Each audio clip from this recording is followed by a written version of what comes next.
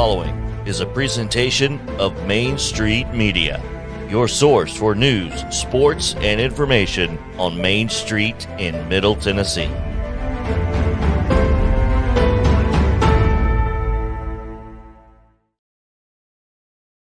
Flags. 30 years of the best sports talk in Middle Tennessee, featuring Tennessee Radio Hall of Famer George Plaster, Tennessee Sports Hall of Fame coach Watson Brown, and Young Guns Billy Derrick and Michael Sindrick. And now, here's your host, George Plaster.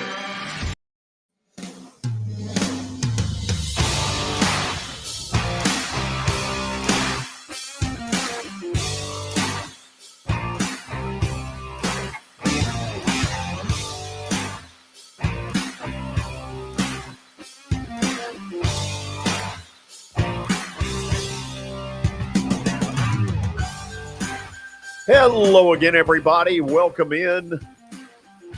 Beautiful Monday in Nashville with an awful lot to talk about, so let's get right to it.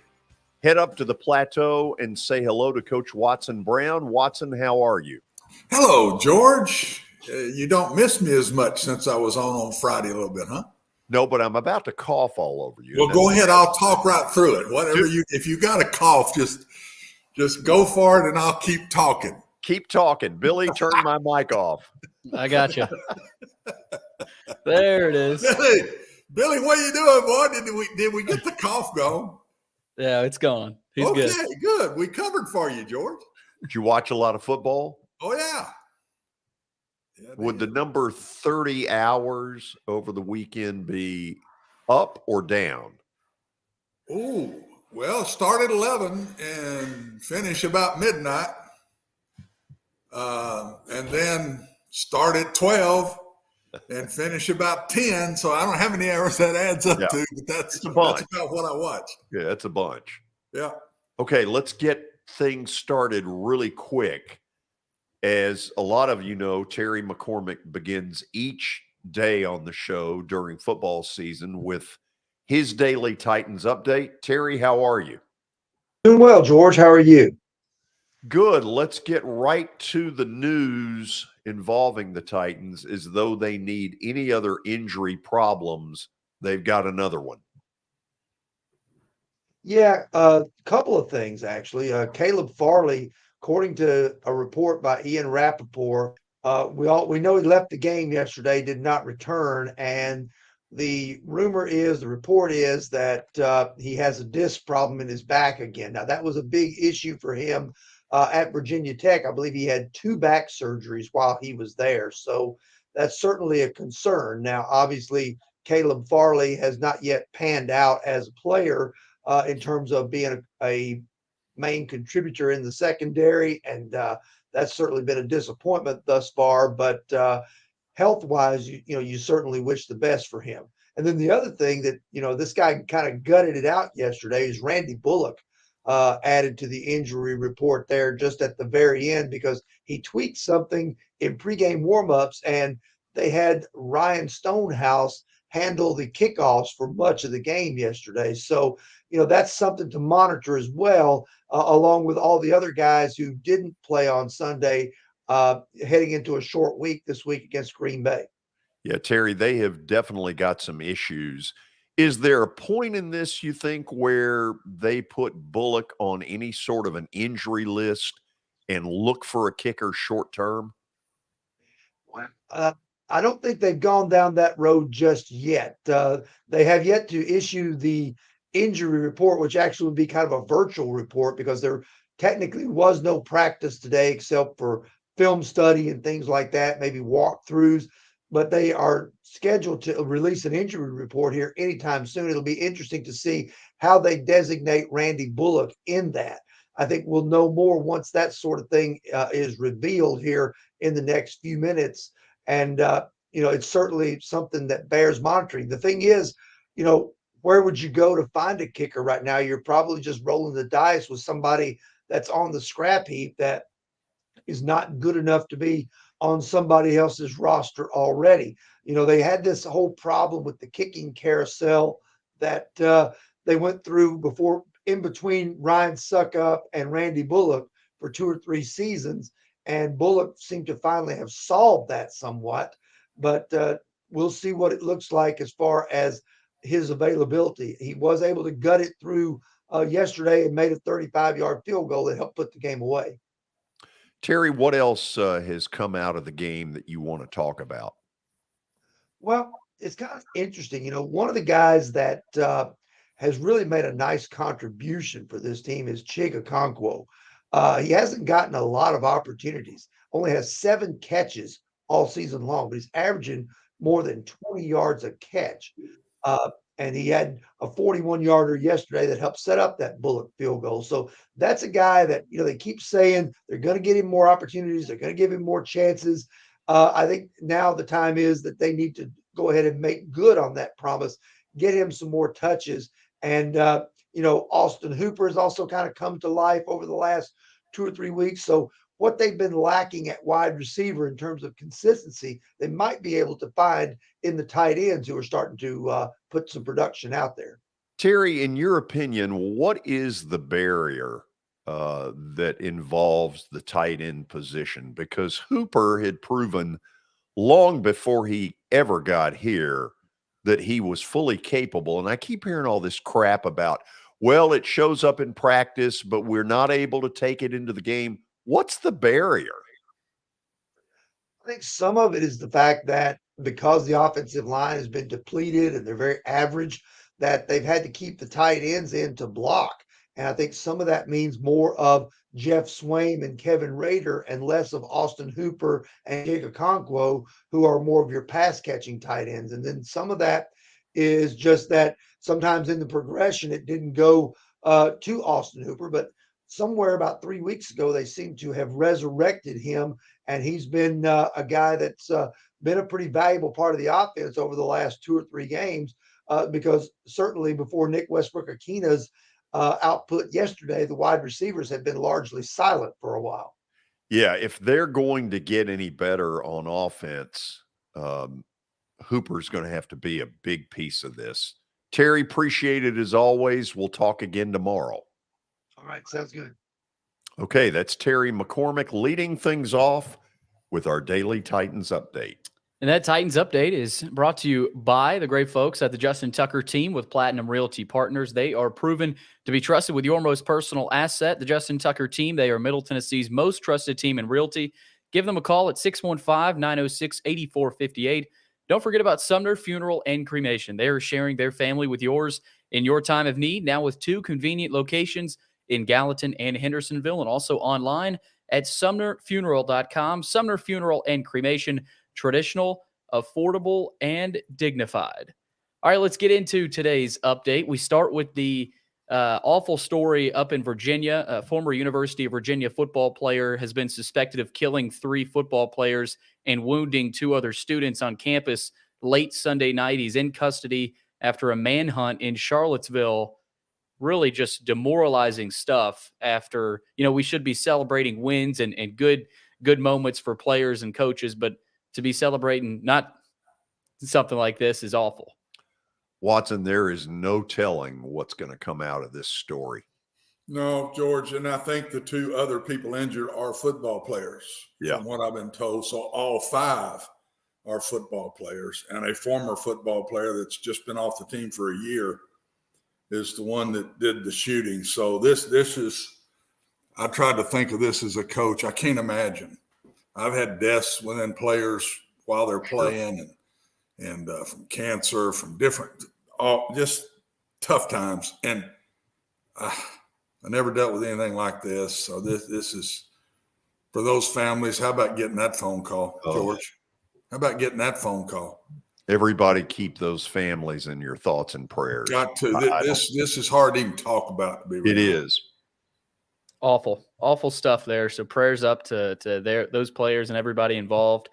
George, moving on to more college football. Vandy and Tennessee is going to kick off at 6:30 Central Time next Saturday on the SEC Network. So for all the Vol fans coming in town, I'm sure they're excited about a nighttime kickoff here in Nashville.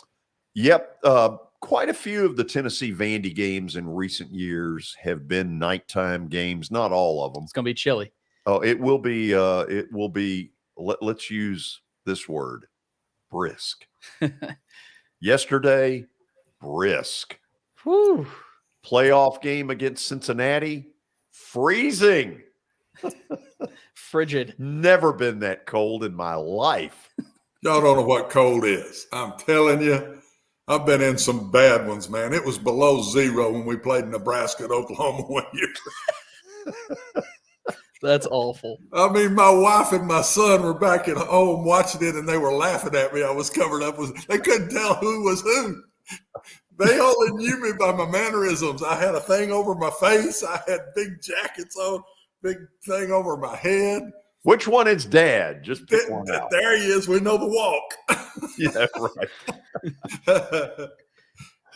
As we move on, it'll be frigid temperatures there. It is now in New England, and their head coach Bill Belichick has apparently come out and said that he wants coaches' challenges to be under 2 minutes.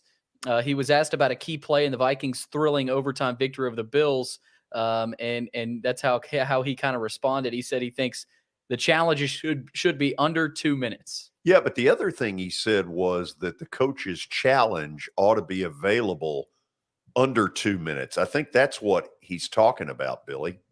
Oh, not the length of it. Yeah, no, go back on that story. It's that he wants the coaches to have the ability to challenge under 2 minutes left in either half, because that's been taken out of the coaches' hands by the NFL, who royally screwed one up yesterday. Well, and I think he's right. Buffalo game. I think he's right. Oh, I think he's right too. I think he's right. I don't know why they did that. Why would it matter what time in the game it is if a coach wants to challenge or not? I don't understand why it ever changed anyway. No, I think you're dead on right, and I think at the competition committee at the end of the season, he's going to get what he wants. Yeah, not because it's him, but because I think a lot of the coaches agree with that. Yeah, bet it'd be unanimous. I bet you're right. Bet you all 32 vote for that. Next piece here, staying in the NFL, Josh McDaniels says the Raiders are building slowly but painfully. He said, I have never used the word rebuilding or anything like that. It's the National Football League. There's not 5 years to do that. After another stunning loss to the Colts, Jeff Saturday picks up his first win while McDaniels and the Raiders continue to slump. He's full of crap. I would stop the first word slowly, but the second one is true, painfully. Yeah. Well, first of all, what is there that they need to rebuild? This was a playoff team a year ago. Yes, they were. The truth of it is that Rich Bisaccia should have gotten that job, and instead Mark Davis went with Wonder Boy Josh McDaniels.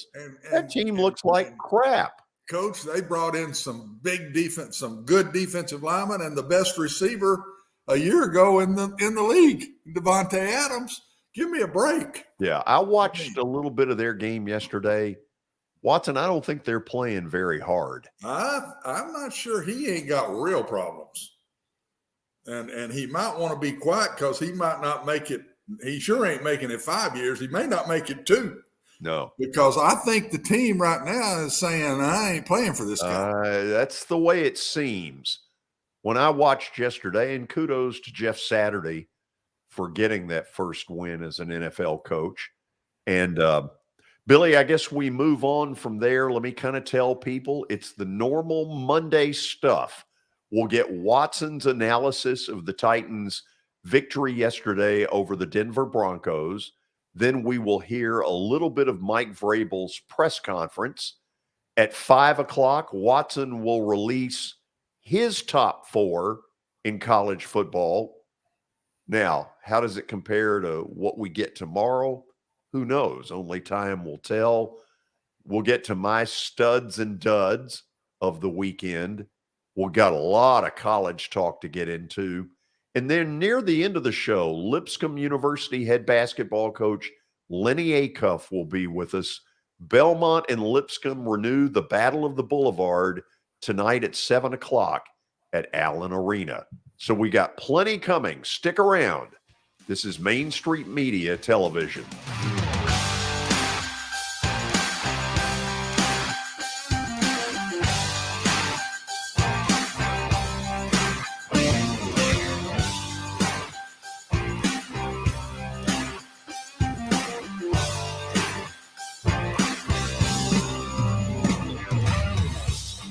Buying or selling a home can be a very personal experience. Why not go with the team that receives nearly all of their business from referrals? Clearly a trusted name in real estate. The Justin Tucker team with Platinum Realty Partners has sold more than 500 homes in the last 7 years. Voted best in Sumner County multiple times. Proven to be trusted with your most personal assets. Call the Justin Tucker team with Platinum Realty Partners at 615-906-8458. The Justin Tucker team with Platinum Realty Partners, Middle Tennessee's most trusted team in realty.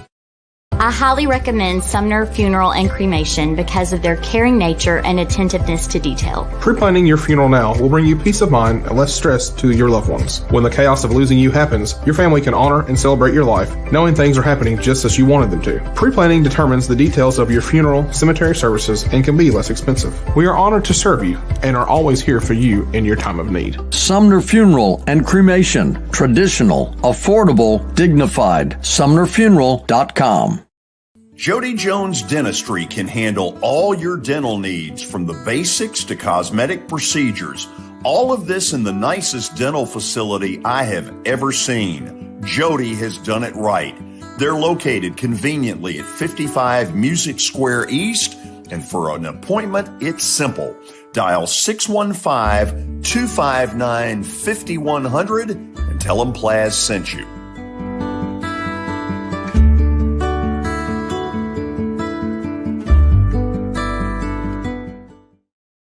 When you're thinking about golf, consider Riverside Golf Links. Under new ownership, the course has improved dramatically. It's now 27 holes, complemented by a 9-hole executive course. Book a tee time now at 615-847-5074 and get ready to enjoy the beauty of golf in the Old Hickory area at Riverside Golf Links.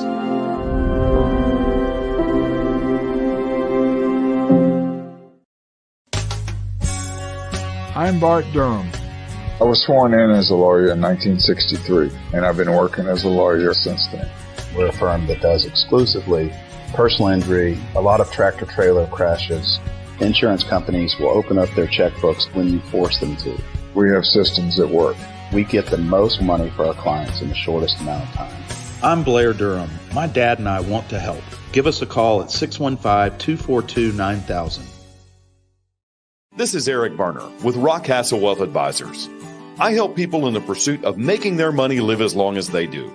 People hire me because I use a customized, individualized, and personal approach for the person I'm working with. Everyone's situation is different. If you've lost a spouse or a parent and want to make sure your inheritance is utilized and does not just disappear, I can help with that. Call me at 615-235-1058 or email Eric at rockcastlewealth.com.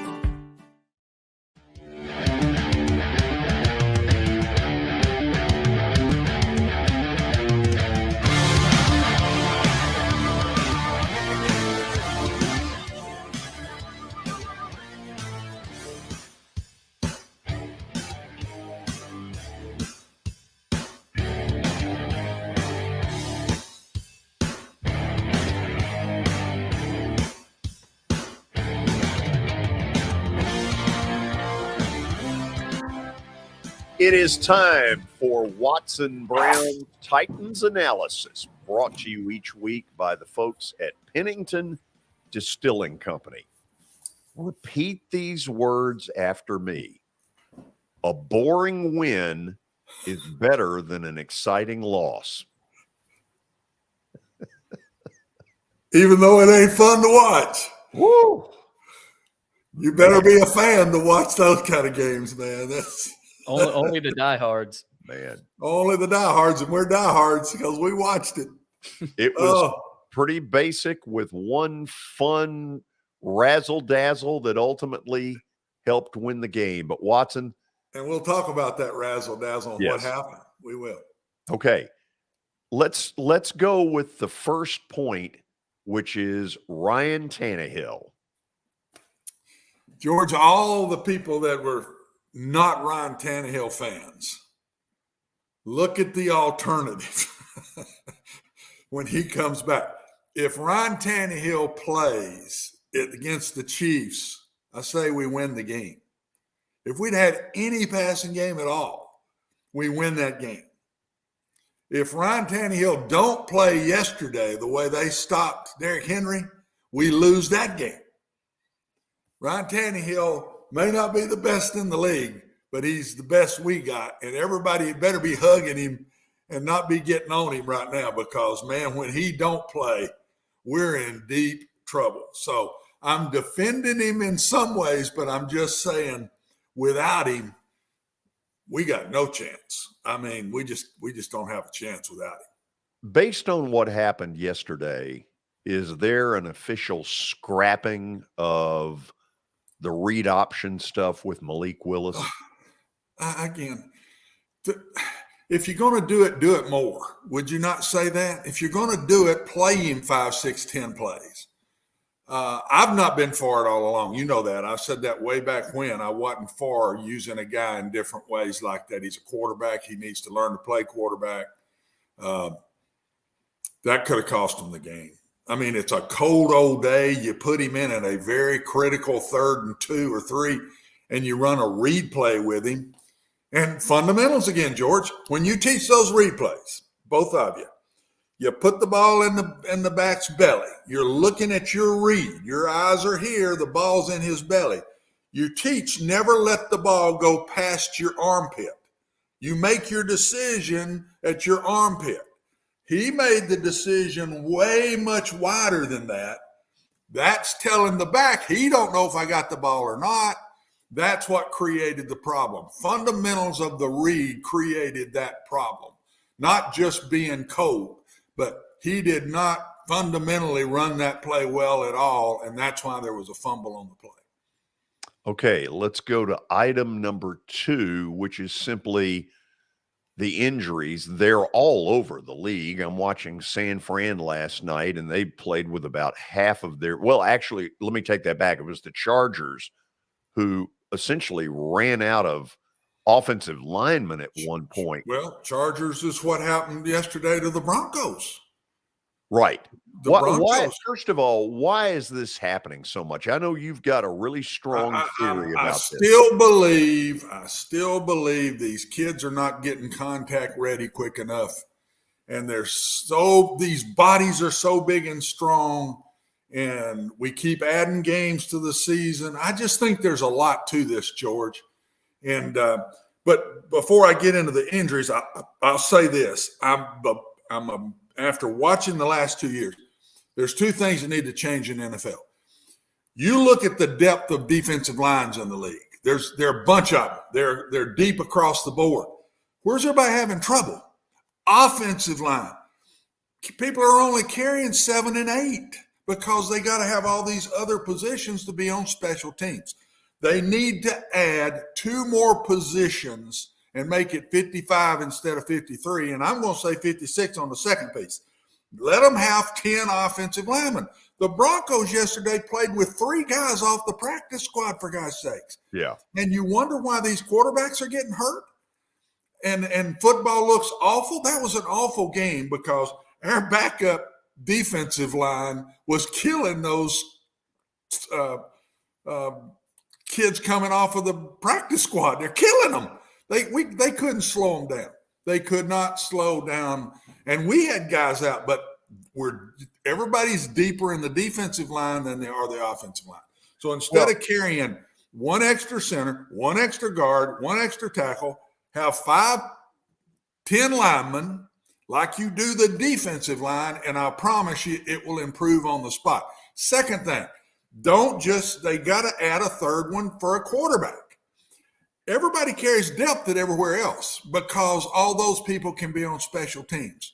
Offensive linemen can't be on special teams other than maybe a protector on a punt, and quarterbacks can't be on special teams, George. We need to add 2 more offensive linemen and a 3rd quarterback, and then maybe our quarterback play doesn't look as bad when we go to backups. Well, and, it's and embarrassing. you keep more people. It's embarrassing that a sport that is making the ridiculous amount of money they are making has been this cheap. The owners should be ashamed Absolutely. of what it is that they're doing. Fans are getting cheated in this. Oh, 8 offensive linemen, and a guy's having to play guards and tackle, guards and center. Why? With all the money in the NFL, why do we not have 2 centers, 4 guards, 4 tackles, and they practice that way all year? In college, you'll put guys in and out to rest. They don't do that in the NFL because they don't have the numbers to do it with. I just think that's a major mistake. But yesterday, George, think about it. We didn't have everybody hurt at receiver. We've had them hurt all year long. They had everybody out. Jerry Jeudy goes out on the first play of the game, and he don't play. Neither team really got a bona fide receiver. The offensive line situation for the Broncos just ruined the game. It ruined the game. Injuries are becoming such a big part. We talk about them with the Titans. George, I bet you if we lived in Denver, you'd hear the same conversation. Absolutely. If you lived in Green Bay, you'd hear the same conversations. And they've just got to add more players. I look on the sidelines, and there's not that many bodies over there. They need to pay a little money out and make it 60 instead of 53. Make it 56 at least instead of 53. Quit being so damn cheap. I agree. Don't ruin a great game. Yeah. Don't ruin a great game because you're playing with people coming off of practice squads that aren't near good enough to play, George. The Jerry Jeudy injury was a huge one because it takes Denver's only real threat down the field and bags him. Yeah, when you're watching that game, you did not see a bona fide receiver on either team. The one that I'm talking about here with it when we get to the last thing, but I'll talk about the one with our receiver that where we ran the flea flicker and tell you what happened on that play. But neither team has a take the top off guy, and maybe ours is getting back from injury. We hope. He didn't look very quick yesterday, George, to me, not at all. And I don't know what Denver's going to do now. I don't know how long he's out, but they just don't have any skill on offense. They just don't have it. Item number 3, I want all of you to listen closely on this because this is what goes into the box score sometimes as hidden yards, but it is becoming the Titans' best friend. Coach, the MVP of this football team is our punter. That's the MVP of this team. He changes the field. We're punting it every time we get it yesterday, and he's knocking it 60 yards and getting it dying inside the 10. We don't move the ball. We don't move the ball. But the other team's backed up. We gain about 10 yards every punt. Sure do. We punt it, then they punt it back. They're 10 yards short of where we're punting it. We're gaining field position, and we're not even moving the ball. This kid is the MVP of this football team so far. We want to talk Derrick Henry. I think we've lost at least 2 more games if he wasn't punting it where he's punting it. And it's deep, and he's got an unbelievable knack of that thing hitting and dying inside the 10. He's got an unbelievable knack. It's more like the exception when one doesn't die inside the 10 with him now. He's hitting it 66 yards yesterday, and it died. I don't know how you do that. But he's fantastic. Yeah. And he's leading the league in punting. MVP of this football team at 6-3 right now. I say he's number 1. We know who number 2 would be because he wears his number is 22. I'll do it a different way. 1A. Let's go to item number 4.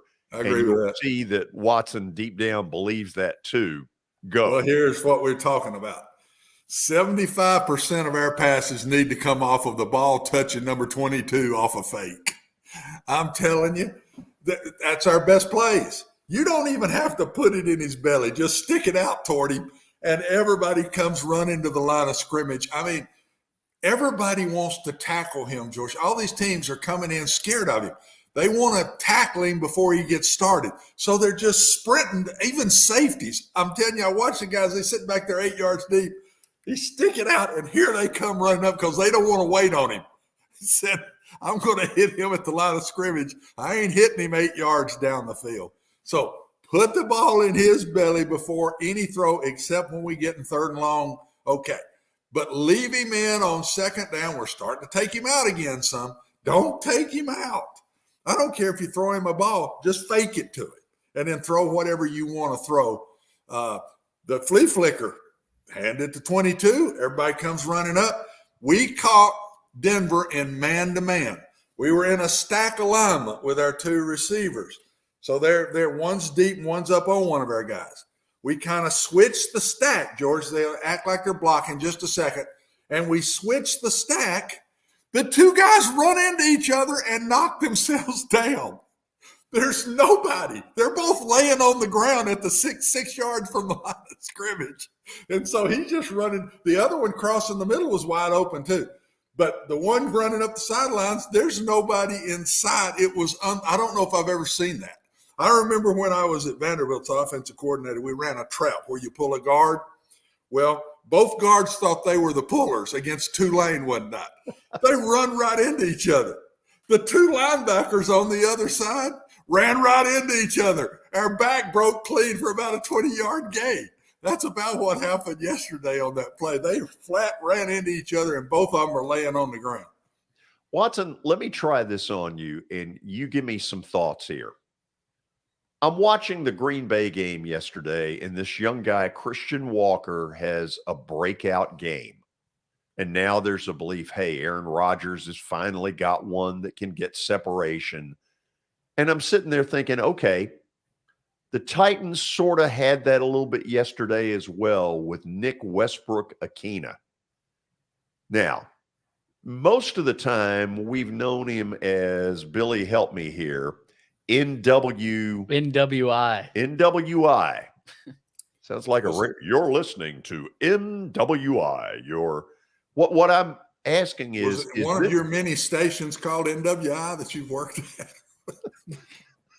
If it was, I forgot about that one. It might have been. George probably has too. He's had so many. Wow. You think that's funny, don't you? You know what? I'm going to pass that up. I'm going to throw something at the TV and see if this pin will go through. I could not. I could not pass that up. I'm sorry. I just couldn't do it. It was a softball. It was a layup. Yeah, and you should be ashamed over there for helping start that. In fact, I started that. Well, sort of. I mean, you egged it on. Let me say that this. was a little alley-oop. The for me to difference Watson. between you and Watson is I can't put him on probation. You can't. I'm too old for probation. If you put me on probation, I might be gone before it ends. That's what I mean. You would never get me back. Do you see a possible breakout here, or was this just a one-shot wonder? He had one play where I thought he got a little separation. That one, the guys just fell on the ground. That wasn't separation. But he did have one play where I thought he got some separation.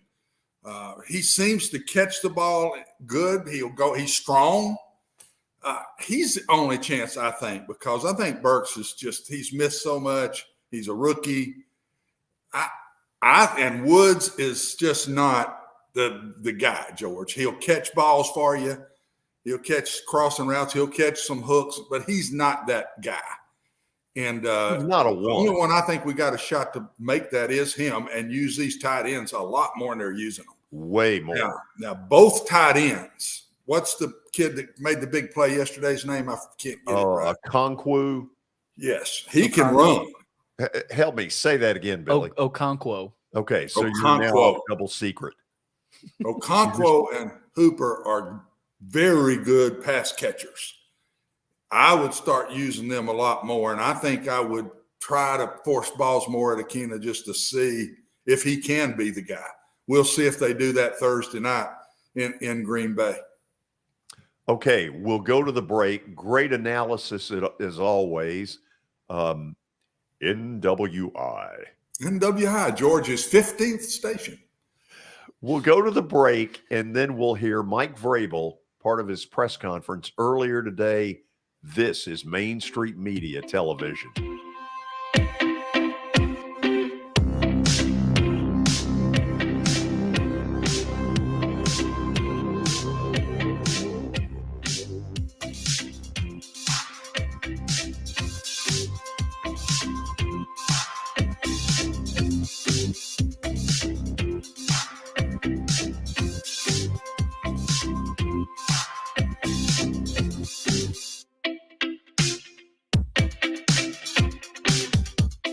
For Dustin Timmons and Joey Donnelly, they welcome every opportunity to serve and satisfy their clients. Whether you are looking to build your dream home or renovate your current home, their team will ensure that every client and remodel is unique, luxurious, completed on time, and within budget. Contact them today to set an appointment for a free consultation or to view some of their completed projects by logging on to DonnellyTimmons.com.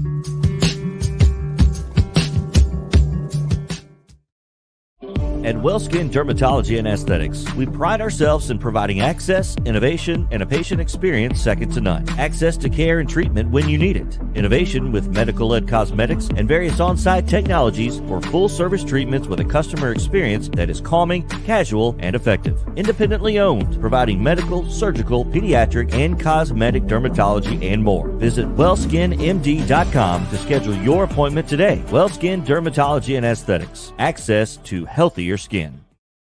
It's your last chance to get a spring tune-up for summer. Complete Service Heat and Air can clean your coils, check out your motor, and make sure you have cold air on that first hot day of summer. Complete Service Heat and Air is located in White Bluff, Tennessee. We do service and repair on heating and air the right way. 24/7 service. Call us at 615-797-3997. That's 615-797-3997. Serving Cheatham, Davidson, Dixon, Hickman, Humphreys, Montgomery, and Williamson counties. Have you heard about the high levels of radon in Middle Tennessee? Radon gas is the second leading cause of lung cancer, second only to smoking, and has no color, no taste, and no smell. The only way to know if you have radon is to test for it. Duret Radon Mitigation offers testing for small and large-scale residential and commercial properties, plus mitigation services. Visit DuretRadonMitigation.com to request testing or get a free estimate for mitigation. That's DuretRadonMitigation.com.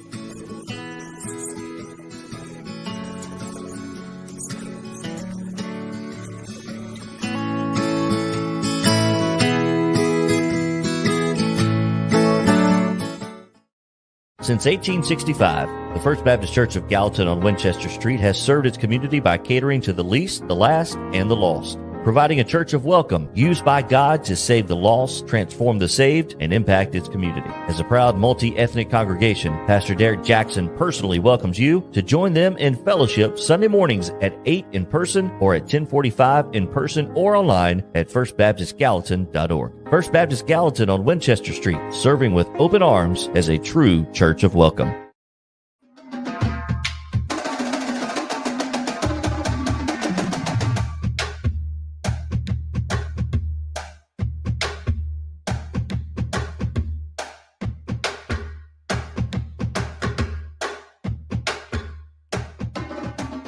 To me, the best thing you can say about a coach is that he is getting 100% of what a team really has to bring to the table. Not often do you really get to a point where you say that guy got everything they have. But I believe this year, for Mike Vrabel to have this team at 6-3, that is exactly what he has done. No, it's not pretty. Yes, it's boring, but it's 100% of what it is they are truly able to do. Here's Mike Vrabel in this morning's press conference. More juice, Teresa. Let's go. I haven't had enough coffee. Well, I don't care. Okay. Short turnaround. What's the biggest challenge? Is it just simply Finding some energy, as you can see right there.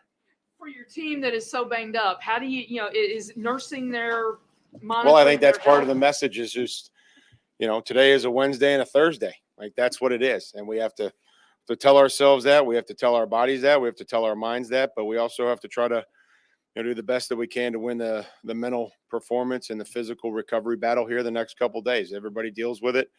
They had a tough game against Dallas that they were able to win in overtime. So they're dealing with the same things.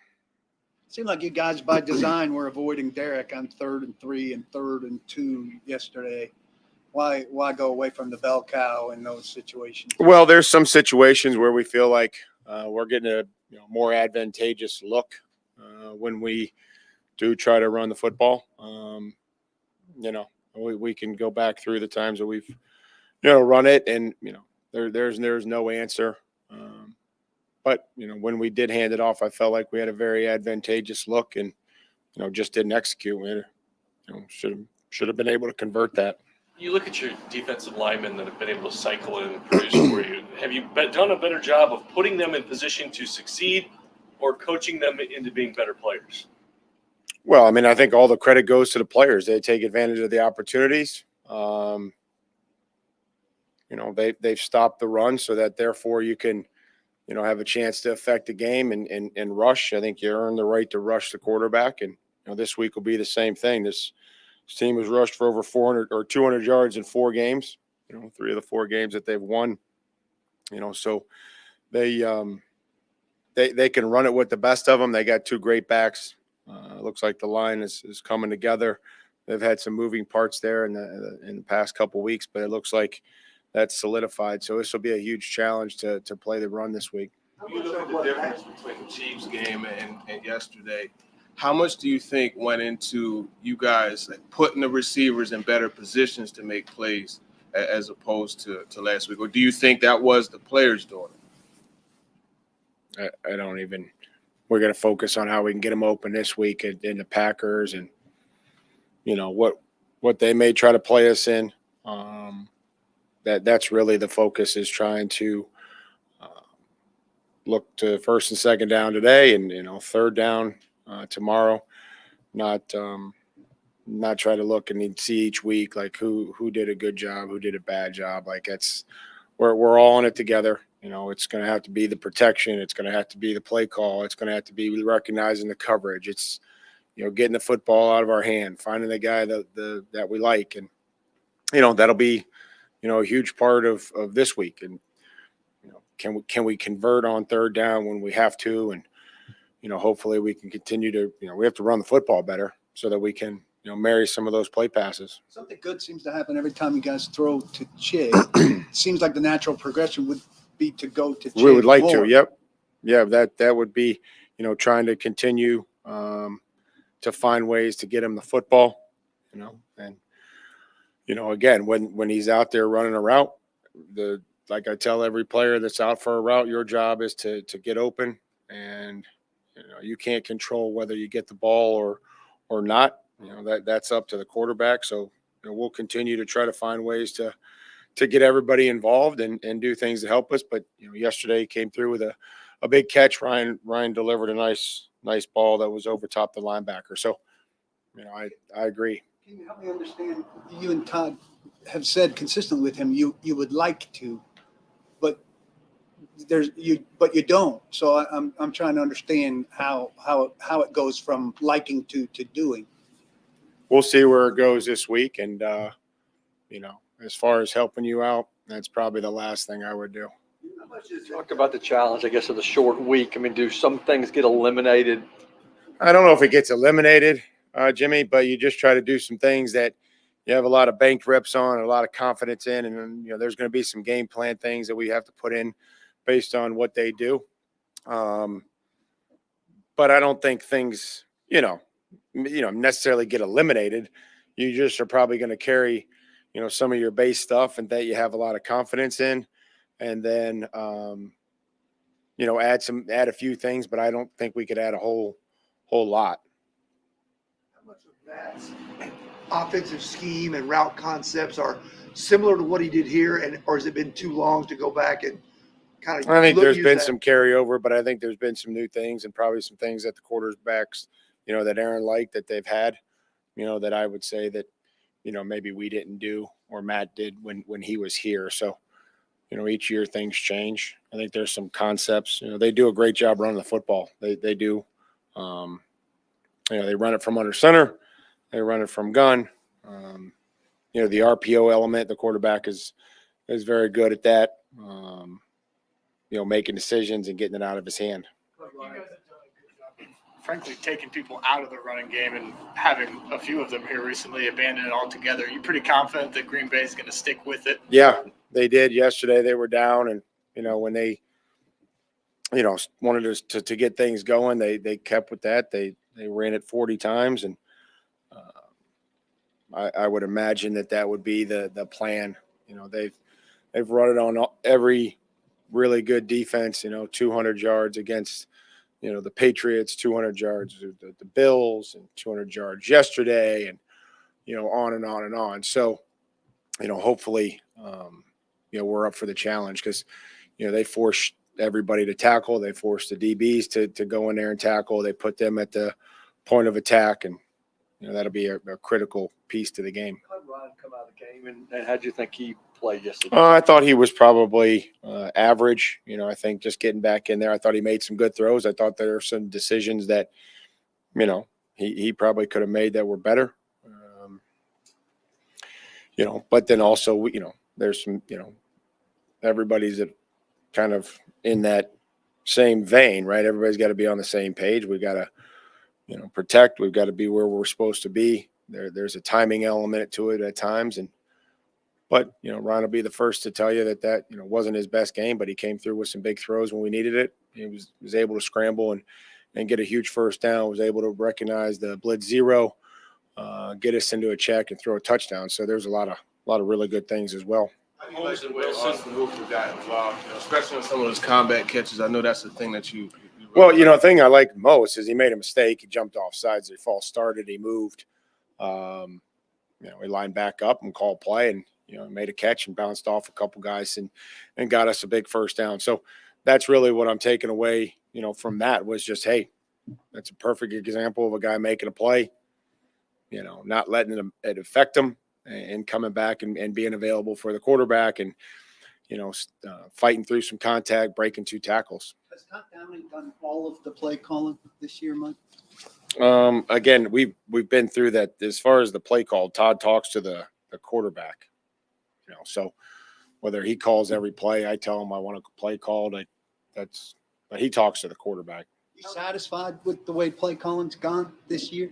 Yeah, I think as long as the play calls are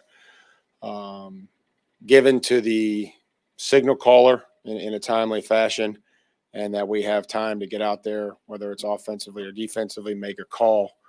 I think players are more important than plays. I think teammates are more important than players. So hopefully, we're getting these guys the call, and they understand the details, but there's no magic call. We called a flea flicker yesterday. It was very well executed by the players, and that's why we scored a touchdown. So, we have to make sure that we're getting them the call, which I think we are, and that we're communicating, and the call that we're getting, that everybody understands what's being asked of them. Okay, let's talk about that a little bit, Watson. This is an offense that needs all the jump starts and cheap yards they can get, because God knows they have to battle for every last thing they get. The fan says, you got to do this more. It works. Look what happened. Do they? This more. It I works. think it's just a feel. I can't say they're boring because of play calling. It's the style they run that makes it that way, George. And as long as they go through number 22 and they can stay within the chains and move the ball, I don't get as hung up in it. If anything, I'd like to see them myself, and I take up for them. I'd like to see them be a little more fake the ball to 22 and throw it a little more in early downs. And that's the only thing I'd say. They struggle in long yardage. They're not good pass protectors, and that's not Ryan's best bag. And they're going to struggle with that. So to beat people, they've got to stay within the chains and keep that run-pass mode going within the chains. I've not liked him when he does something tricky on those 3rd and shorts. I'm not big on that either. But I don't think it's the play calling.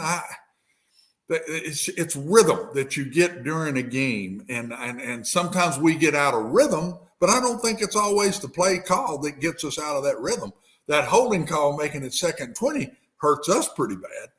And so keep running 22 and faking it to 22 and throwing it to the tight ends and now maybe Akina. And let's see how many points we can get and keep playing great defense and punt when we punt. Let him go, man. Let him knock the snot out of it because it's hard to beat somebody going 80 yards with the ball, George. Which is what yesterday this guy forced them to do. If you go back and look, it's all year long. Everybody against us, we don't turn it over much. Everybody against us has to go the long distances.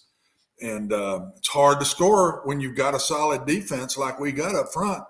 It's hard to take it 80 yards and not screw it up. So just keep on the path you're on, maybe a little bit more open in the 1st and 2nd downs and the 3rds and shorts. Go knock them down and make the 1st down most of the time. And let me ask you guys this. In a world in the NFL and in a football world where you got to score points, the Titans seem like right now they have shown they can win with defense and a punter like that. Is that enough to beat a Josh Allen or a Mahomes? It was almost enough to beat the Chiefs the other night with Malik Willis. In the playoffs, when you're playing a team like the Bills or the Chiefs, is that going to be enough down the road? On a one-game basis, I said this after the Chiefs game. On a one-game basis, nobody wants to play the Titans in that one game because the style to me, Billy, is so different. And you've got that huge back. I mean, when you're playing, there's another back as good as Derrick Henry this year. His name's Shaquan Barkley. That kid is – but he's a different back. He's not – you don't have to crowd up there to stop him as much because he's a dancer and a darter. You got to worry about keeping him and not have the big play. But you cannot beat Derrick Henry when you're back up in a shell look in the secondary. You just can't do it. Nobody likes to go all of a sudden. It's like playing the wishbone to me, guys. You're playing all this wide open stuff, and then all of a sudden you play a wishbone team. It's a little bit that way when you play the Titans. You're playing the Chiefs, you're playing the Bills, you're playing the Cowboys, and then all of a sudden here comes the old-timey knock you down stuff, and I don't think you want to change your style to have to go play that because it's a complete different defense you play against that style than what you've been playing for the last 5 weeks. So I think the Titans are a playoff type team with what they do. I think they will be a tough out if they're healthy enough when the time comes. We'll go to the break. We'll have stat of the day, and then we'll get into the college stuff. Watson will give you who his 4 are and what all of it means when it really matters in early December. This is Main Street Media Television.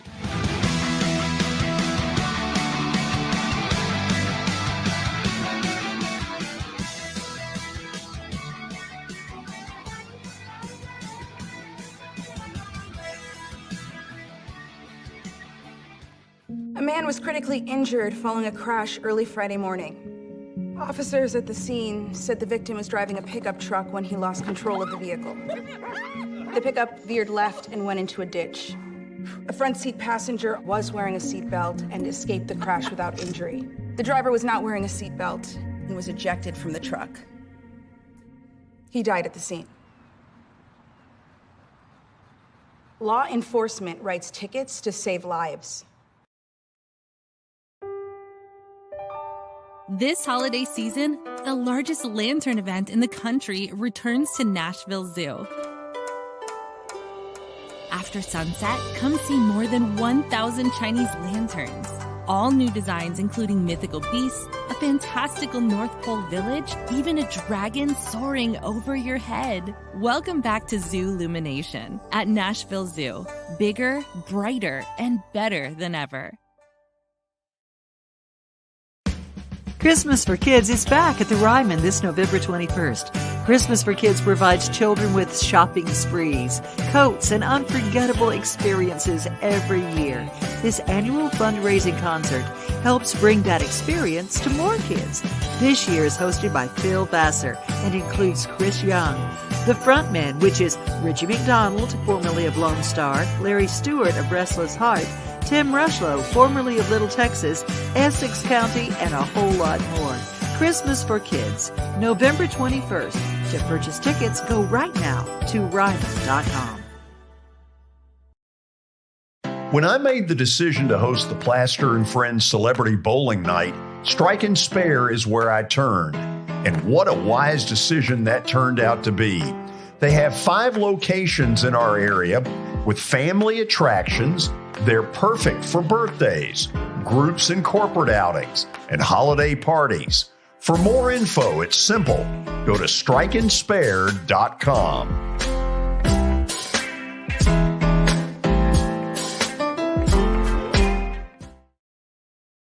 Hit After Hit has become the baseball store in Tennessee.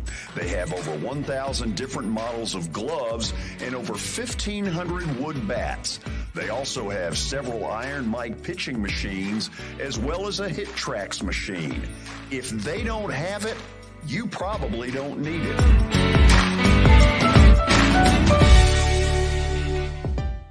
We're proud to call Hit After Hit the official shirt provider of the Plaster and Friends Celebrity Bowling Night.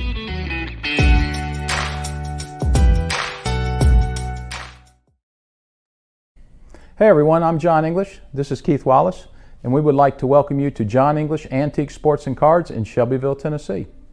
We specialize in graded and ungraded sports and non-sports cards, vintage wax boxes, and unopened cases. We have a large selection of PSA graded cards. We also specialize in old sports collectibles, baseball, football, basketball, golf, and tennis. You can find it all at John English Antique Sports and Cards.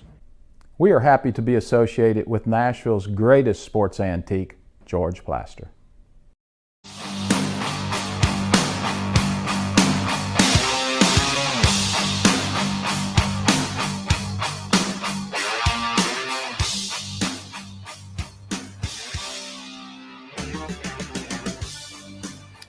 Welcome back into the George Plaster Show. It is about that time, 2 minutes till 5 here on the George Plaster Show. It's time for Stat of the Day, powered by John English Antique Sports and Cards over in Shelbyville, Tennessee. They've got everything you want if you're a sports fan: memorabilia, trading cards, antique and historical sports equipment, games, advertising, and so many other sport-related items. They're open Tuesdays through Fridays from noon to 5 and Saturdays from 10 a.m. to 5. You can find them on the web at johnenglishgradedcards.com.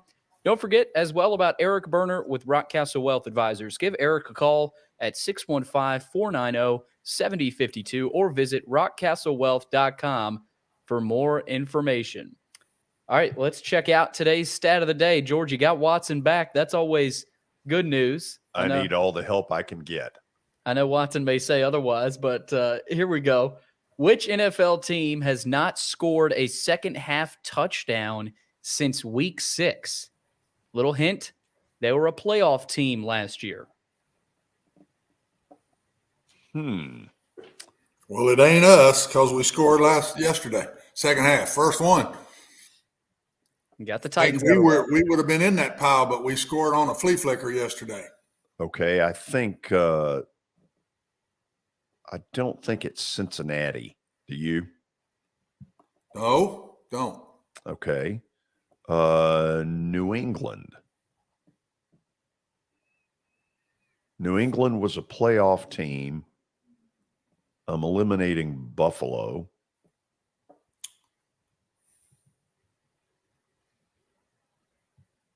Possibility, isn't it?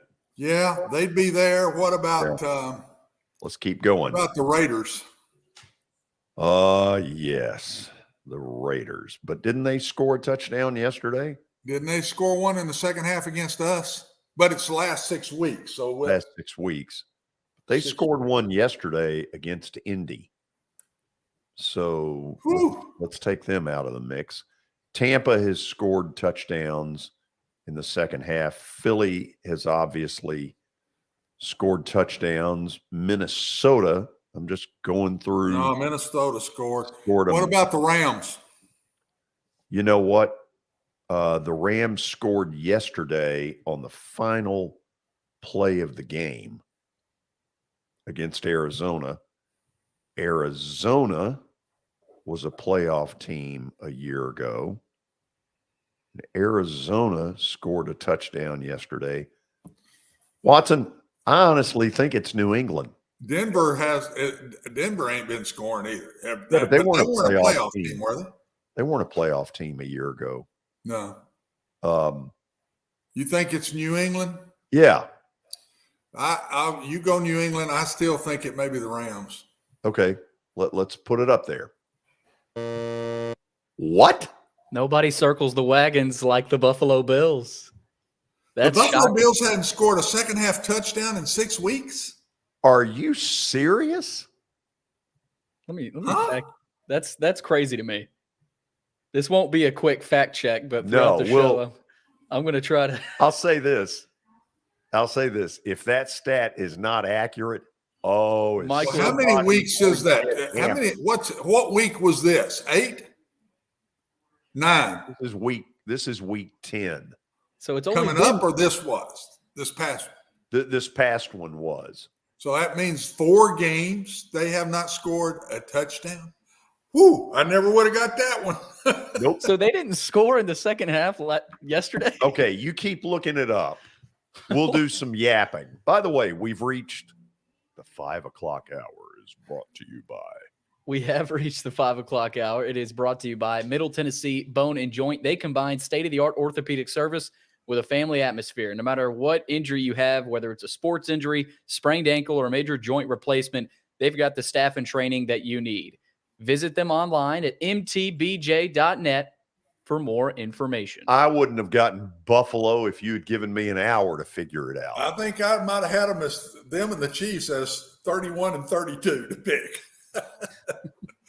Unbelievable. Man, I got to think that one through. You need to look that up. I will. If that's true, all credit to Michael. But if it's not. But if it's not, we're going to rip him. We're going to Arkansas. We're behind him, win or tie. By the way, his season came to an end Saturday. Harding did not get in the playoffs. Oh, they were man. really close, but did not get in. That's tough. Watson, let's reveal your 4. The big reveal. The big reveal. We need a drum roll. I need to put a drum roll in. Yeah, but we don't need anything like that buzzer you have. Good Lord. I like Watson's drum roll. Okay. It was kind of weak, but. So I don't think there's any big surprise at this point as far as who the 4 are. I would assume that tomorrow night their deal would be the same. Yes, it should be. But Watson's not on the committee, so we don't know. No. I am not and don't want to be. Thank you very much. You really Watson, wouldn't want that? Yeah. How would you like that? No. I think you'd be a good committee member. I'd have to give up too much golf here. Oh, good Lord. They can still hold on play, a second. They still play their golf. I'd have to give up golf, but that wouldn't be the biggie. I'd have to give up the George Plaster show. Oh, whatever. That's the biggie. The game That's that the has biggie. given I you, can't do that. The game that has given you so much, and you turn your back on it in its hour of need. Yeah, I can't raise my left arm. I can't walk. It's given me a lot. Oh, it has. I had about 4 concussions. That mansion you live in Cookeville. Oh, Lord. No, I love you. Know I'm joking. I know. I would do it again. I would coach again. Maybe not all the places I coach. No, you take the Nebraska job. Oh, Lord have mercy. So, but George, y'all see what we got here. The one that I was honestly surprised at's TCU. They're better than we thought. They're better than I thought they were. I think they're going to stay there. All we heard all week was they're going down to I Texas. thought they were going. And let me tell you, Texas was ready. They were hooking all the horns. Oh, the place was wild, and they hung in there and dominated Texas. They didn't get squat done on offense. Ewers is, at least based on Saturday night, badly overrated and needs a haircut. Oh, he did not look good, and the look in his eyes didn't look good, did it? No. Arch Manning. I think TCU's legit. I think they'll beat Baylor this week, and then they're going to, I don't know who they catch in their championship game, but I think it's going to be hard to knock TCU out of there. And of course, we know in 2 weeks, 10 days, maybe 9 days or so, 10 days, Ohio State and Michigan will tee it up. see how that comes out. And if that's a close game, I think, guys, I want you all to tell me what you think. I think there's only 6 that really are in this. There's 6 teams. I agree. And I think it's 5 teams. I'm not sure there's a 6th unless Southern Cal surprises me. But because Oregon's out now. Oregon's done. Boy, the Pac-12 took it on the chin, didn't they? They just lost a ton of cash in that weekend. Yeah. Football after dark didn't go real well. I'm not sure it'll get past 5 with Tennessee. And the first one out, Tennessee bumps up. And we know one's going to be out. Michigan or Ohio State's going to have a loss. And I think they'll go below Tennessee when there's that loss, because I think it'll be Michigan. I think Ohio State will win at home. And I think Tennessee's going to hang there. So, that game made Tennessee and Michigan, in my opinion, or Michigan, Ohio State loser a lot tighter when they saw that game, George. Watson, let me ask you this question. If the Tennessee LSU game had turned out to be 40-27 instead of the beating that Tennessee inflicted, if LSU were to beat Georgia in the SEC title game, if that final score had been 40-27, would LSU get in? I'm not sure that's the one thing Tennessee don't need to happen. Even with LSU with 2 losses, I'm not sure they need LSU to beat Georgia, because they might just pop up there even with 2 losses, guys. Except now, they lose to Georgia, we know they're out. They'll have 3 losses. So except that the committee will have this head-to-head of Tennessee and LSU, and Tennessee beat the hell out of them. But in the past, they love if TCU were to lose, we might get 3 in the SEC. Michigan might be the one out. And TCU's already out, and it'd be Georgia, Ohio State, Tennessee, and LSU. Ooh. Think about it. I That's know. a possibility. You would have to do it at that point. I don't think LSU's got any chance to beat Georgia, though, guys. I don't. That's a bad matchup. And then who else has got a shot left? Southern Cal, maybe, but they got to win out. They got to beat UCLA this weekend. They got to beat Notre Dame. I'm not sure Southern Cal's good enough on defense.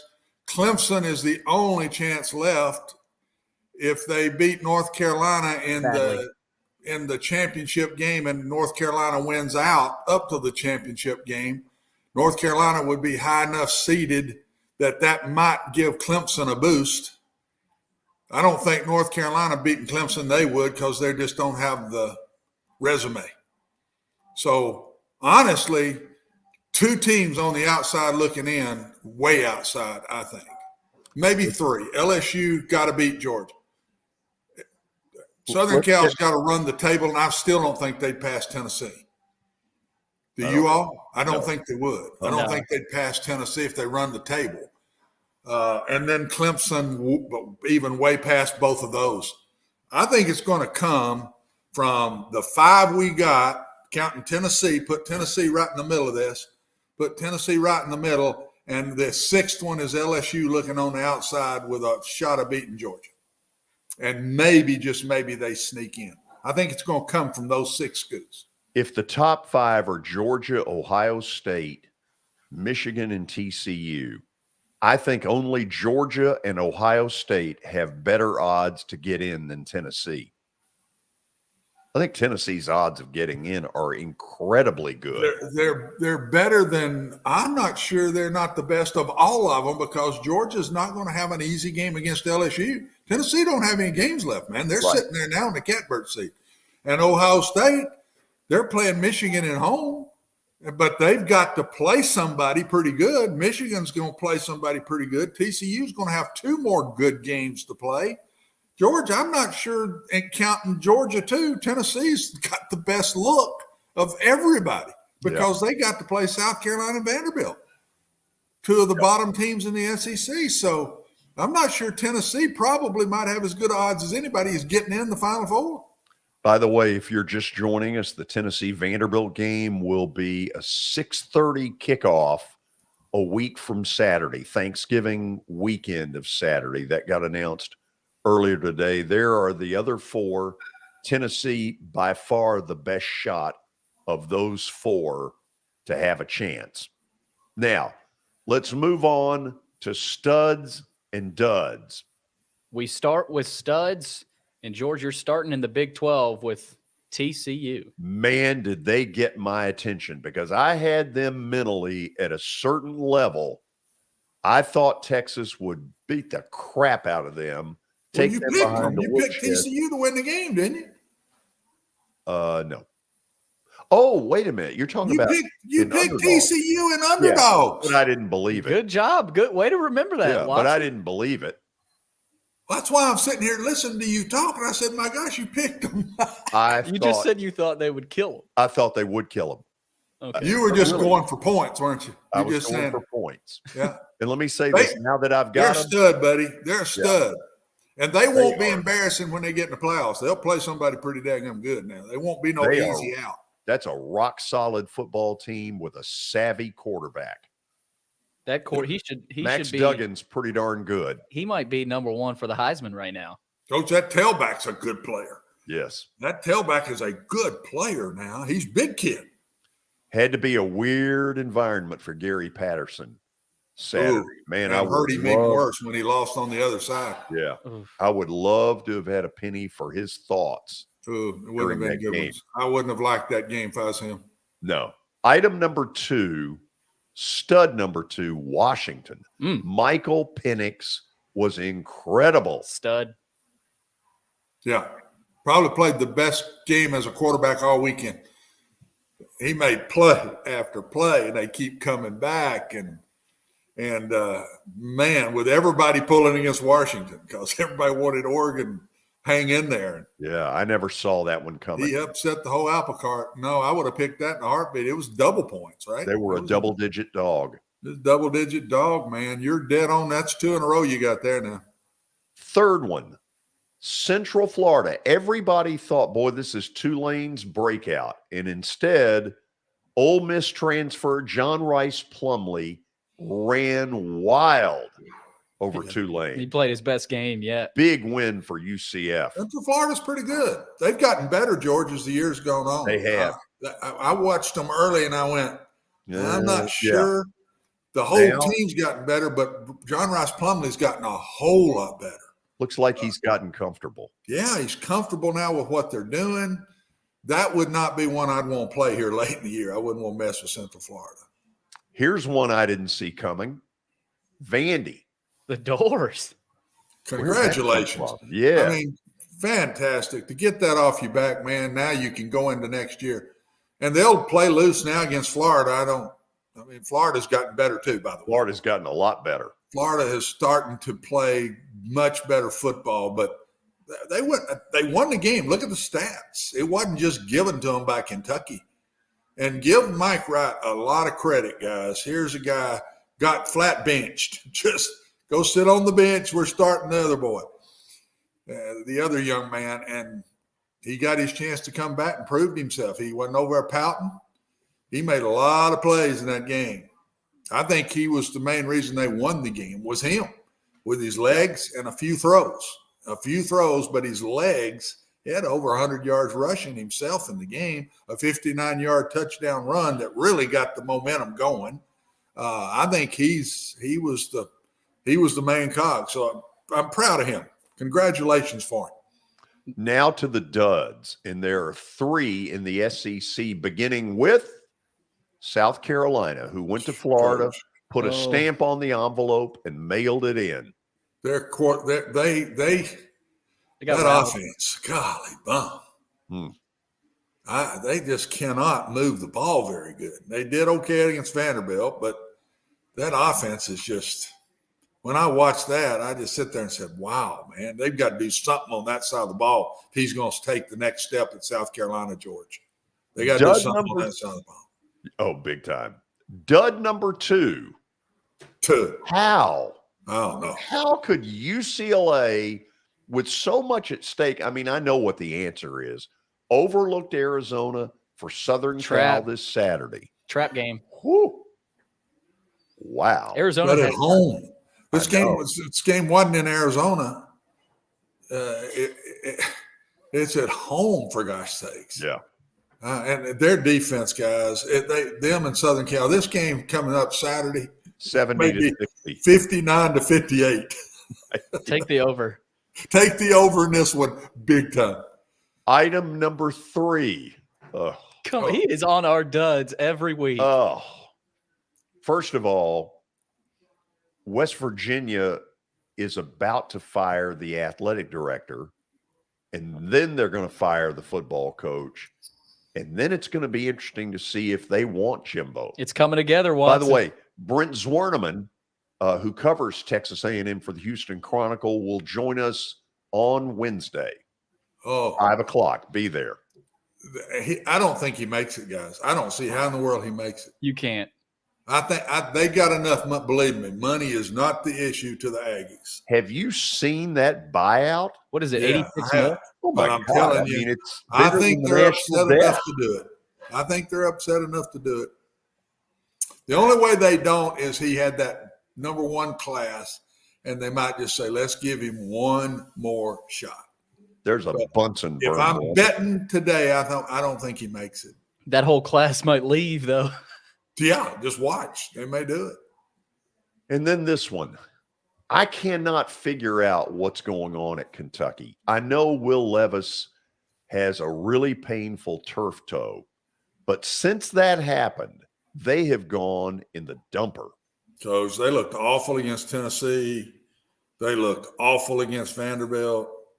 They looked like they didn't want to play in the cold. No, they looked like they needed jackets on, didn't it? In their home stadium. Which had a ton of empties, and I can't say I blame them. No, people looked didn't show up for miserable. the game because they think that they're going to beat Vanderbilt. We'll come next week to the Georgia game. And they're looking ahead, I'm sure, to Georgia. Not that it's going to matter.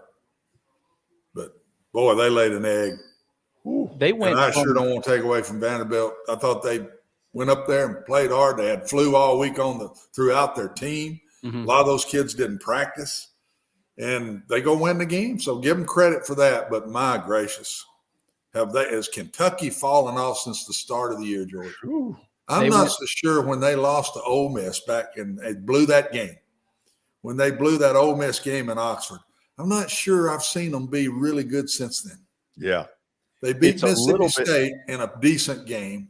But other than that, they just hadn't looked good to me. Watson, I know their O-line isn't bad, but when you do have a bad O-line, can a quarterback hide some of it? I mean, if you've got a good quarterback to an extent, Billy, he's just not played well. I hate to say it because I think he's really hurt his draft status. What do you think it is today? I don't know. Ain't no way he's a first rounder. he still will be. You think he'll still be? I don't. Somehow, Mel Kiper's going to still have him up there. I don't. I think he's got to fall off. Anybody goes in and watches these tapes in these last few weeks, he played very poor against Tennessee guys. Very poor. So doesn't he have to, in combine settings, Boy, he better impress. Turf toe. Yeah, he could fall all the way Bad to turf toe. He might even go all the way to third round. What I'm saying, and maybe he's really hurt and he's playing just really hurt. I hope for his sake he is because he's sure not playing very well. Let's go to the break, and then we'll get into more college football talk shortly. Stick around. This is Main Street Media Television.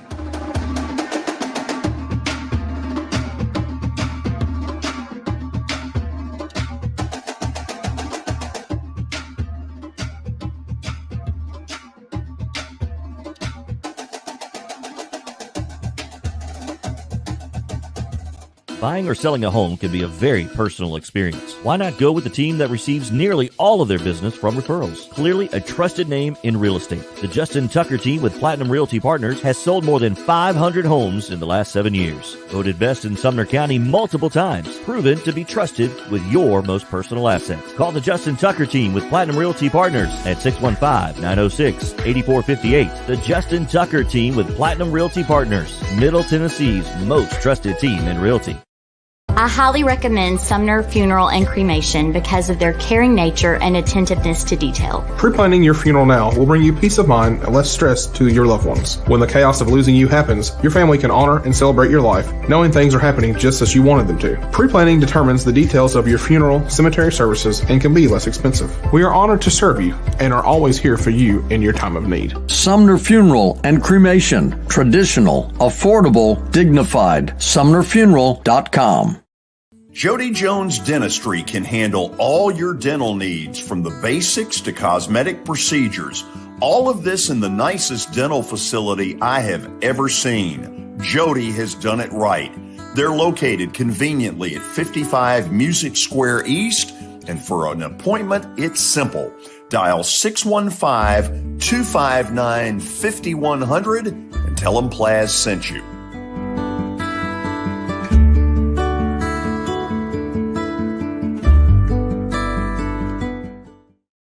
When you're thinking about golf, consider Riverside Golf Links.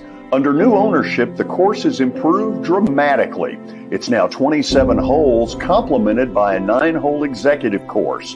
Book a tee time now at 615-847-5074 and get ready to enjoy the beauty of golf in the Old Hickory area at Riverside Golf Links.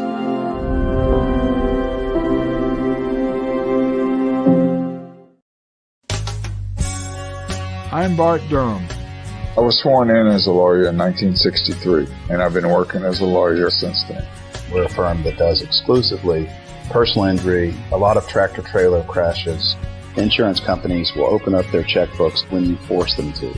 We have systems that work. We get the most money for our clients in the shortest amount of time. I'm Blair Durham. My dad and I want to help. Give us a call at 615-242-9000. This is Eric Berner with Rockcastle Wealth Advisors.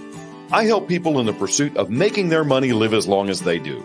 People hire me because I use a customized, individualized, and personal approach for the person I'm working with. Everyone's situation is different. If you've lost a spouse or a parent and want to make sure your inheritance is utilized and does not just disappear, I can help with that. Call me at 615-235-1058 or email Eric at rockcastlewealth.com.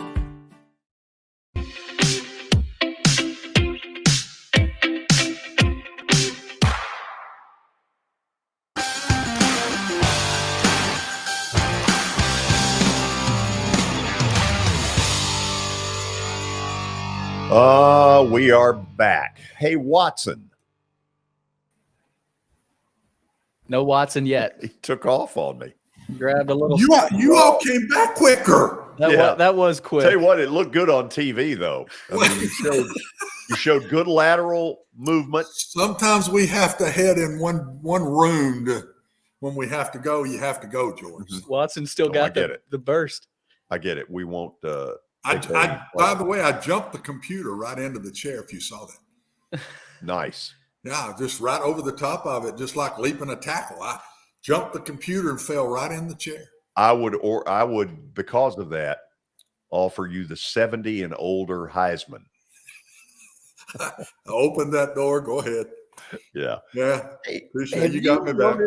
Have you noticed that for all of these openings that are out there right now on the college level already, you're hearing very little talk about any of them. Yeah, which is good for the schools to me. Keep it quiet and find the guy you want. Why do you think that's been able to be that the way. case? Huh? How do you think that's been able to be the case? Is this?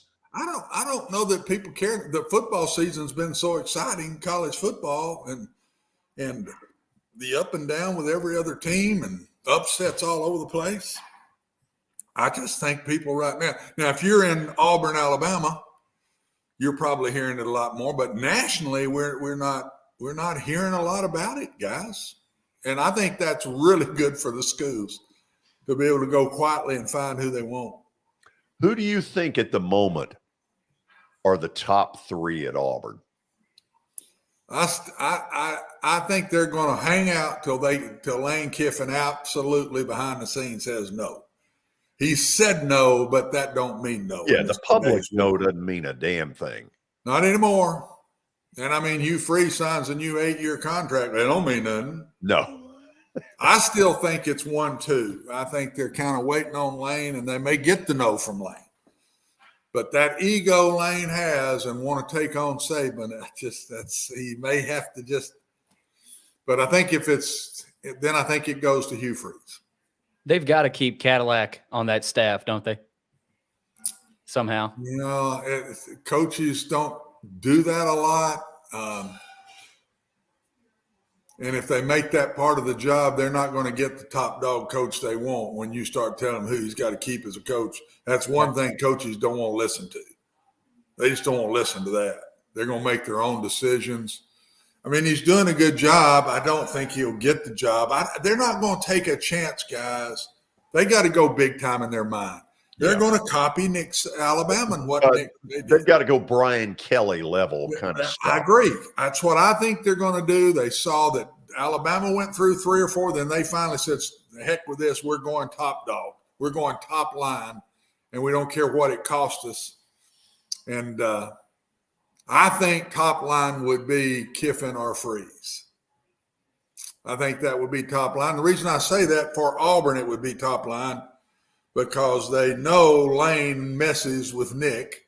He's not afraid to take him on. Although they got very lovey-dovey before the game. It wasn't lovey-dovey after the game. No. Kiffin's son came up and got a big hug from Nick. I was in tears. Oh, I know it.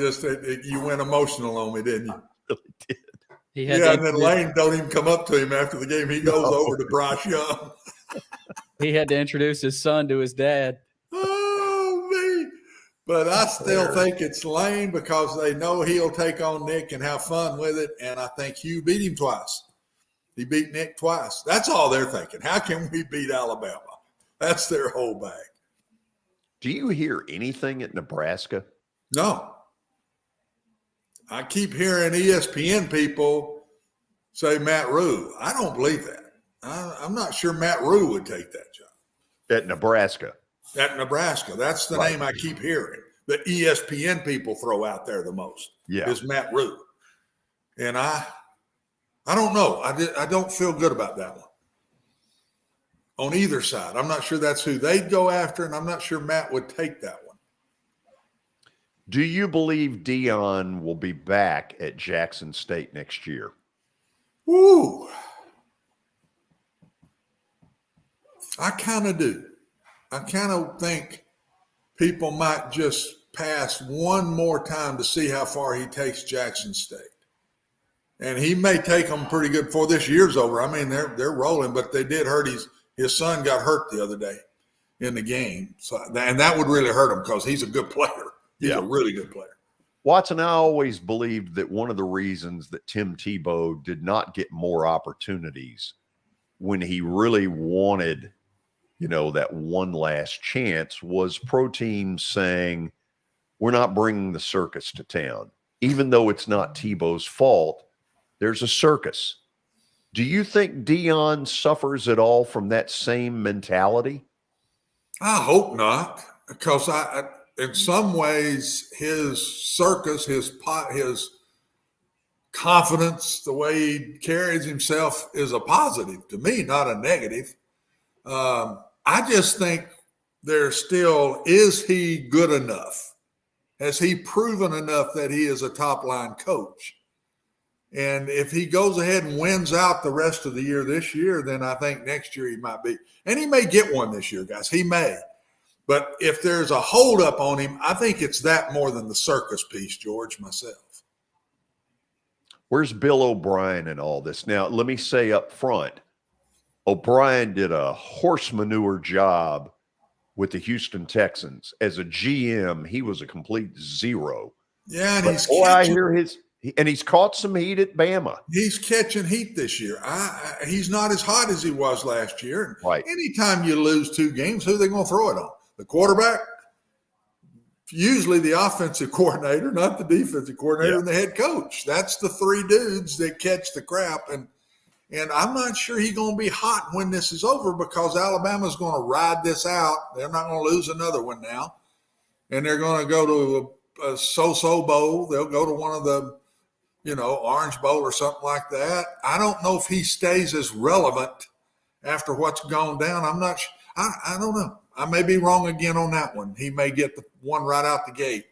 He did do a very good job at Penn State. Now, we got to give him credit for that. Yeah, he brought the Penn State program back from just ashes. Under the worst of circumstances. Yeah, much worse than James Franklin had to walk into.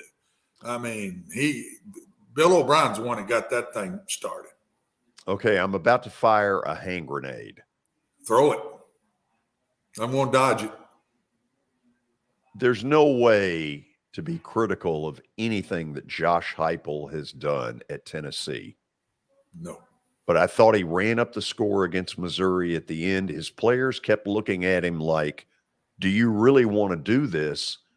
And I was shocked. I think if he had it to do over, he would. I know why he did it. He thinks he's just got to really make a statement. He didn't do it to hurt anybody. He's making a statement.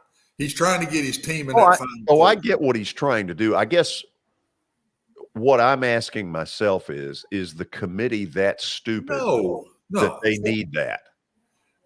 52 points would have served the same purpose 66 served. He didn't need to do that, but I think that was the reason. You get uptight. It's such a big deal. They hadn't been there. Nobody. I mean, you don't get this opportunity very often, man. Where he's sitting in the catbird seat, you just don't get this opportunity very often. And I think he probably made a poor decision down there thinking about it on the sidelines. We better, this may not be enough to make us impressive enough. And I would bet you behind the scenes he's regretted doing that. Do you think, Watson, in those kind of deals, does a coach pick up the phone to the other guy a day later and say, hey, I've thought this one over and I don't feel good about it. And I want you to know I don't feel good. Maybe he didn't. He will. He will. There will be a point he will at the SEC meetings, on a recruiting trail somewhere. I don't know about the next day because everybody's so hot, either fired up or down. Usually coaches don't want to talk to each other the day after. That don't happen very often, good or bad. And he will apologize at some point because I think he already feels like, I didn't need to do that. Why did And it didn't look good. It really did not. Honestly, George, you're right. Players were even looking over there saying, God, we want to keep. And the Missouri players were pissed, yeah, and it was obvious. Drinkwitz he did not look happy. Nah, and Drinkwitz handled it well, though. He did. If you saw what he said, takes two to tango. I never get upset. We don't want it to be 66. We need to do our share of this, stopping them. And he handled it well, but I've been in a few of those. I've been on the wrong side of a few of those, and I choked the coach. I honestly, if I didn't know I'd be fired or go to jail, I'd choke them after the game. And then I had one where I felt awful. We didn't run it up. It just so happens it kept going up. We're playing West Point after 9/11. We're the first game they play after 9/11. All games were canceled, George, if you remember it, on when the towers went down. The next week, West Point's Army's got to come to us. You ought to have seen the security for that thing. And all those kids didn't know if they weren't going to war in a week. Right. And they weren't ready to play. That we intercepted passes, just all kind of stuff. Return a punt late in the game. I should have told him fair catch it. I felt awful. And I did apologize after the game. I said, I'm sorry. I know. And the guy, I know him, Todd Berry, who's now the director of the AFCA. He said, Coach, I totally understand. These kids, though, their minds weren't in. We didn't need to play this football game today. Yeah. And I agreed with him. So I've had them on both sides, George. But I promise you, Josh Heupel feels bad about it today. Feels very bad about it today. An hour and a half from now, Belmont and Lipscomb will resume their rivalry, Battle of the Boulevard, at Lipscomb's Allen Arena. Earlier today, we caught up with Bison's head coach, Lennie Acuff.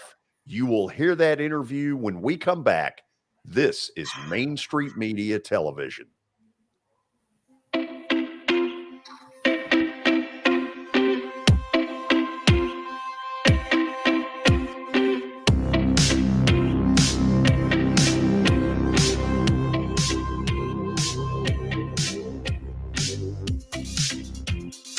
For Dustin Timmons and Joey Donnelly, they welcome every opportunity to serve and satisfy their clients. Whether you are looking to build your dream home or renovate your current home, their team will ensure that every client and remodel is unique, luxurious, completed on time, and within budget. Contact them today to set an appointment for a free consultation or to view some of their completed projects by logging on to DonnellyTimmons.com.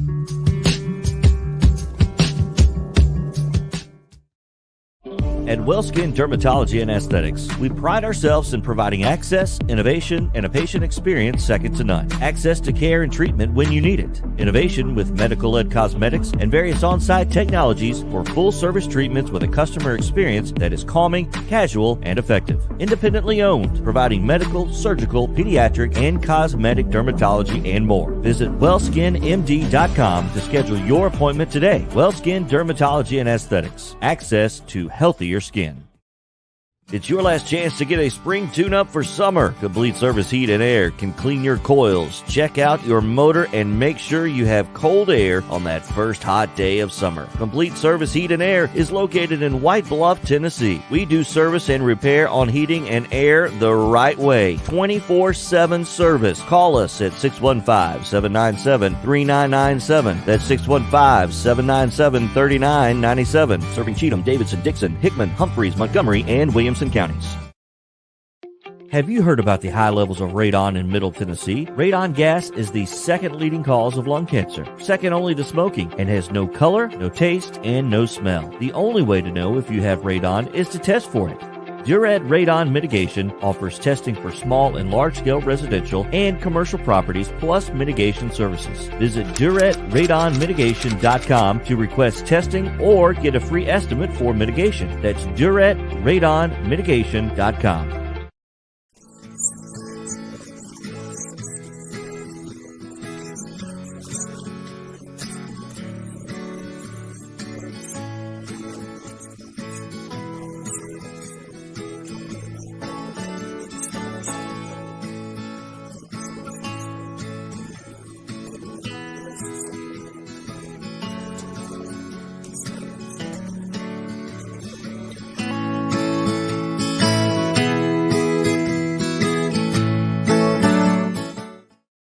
Since 1865, the First Baptist Church of Gallatin on Winchester Street has served its community by catering to the least, the last, and the lost, providing a church of welcome used by God to save the lost, transform the saved, and impact its community. As a proud multi-ethnic congregation, Pastor Derek Jackson personally welcomes you to join them in fellowship Sunday mornings at 8 in person or at 1045 in person or online at firstbaptistgallatin.org. First Baptist Gallatin on Winchester Street, serving with open arms as a true church of welcome.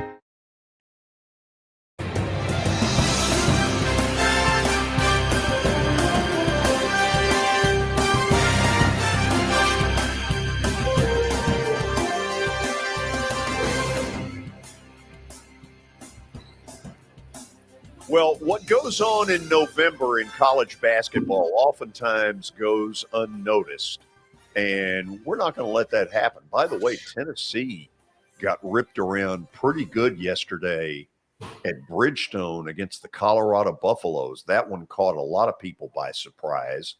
Tonight, inside Nashville, the Battle of the Boulevard. Lipscomb and Belmont go at it in about an hour and 19 minutes. Earlier today, we talked with Lipscomb head coach Lennie Acuff.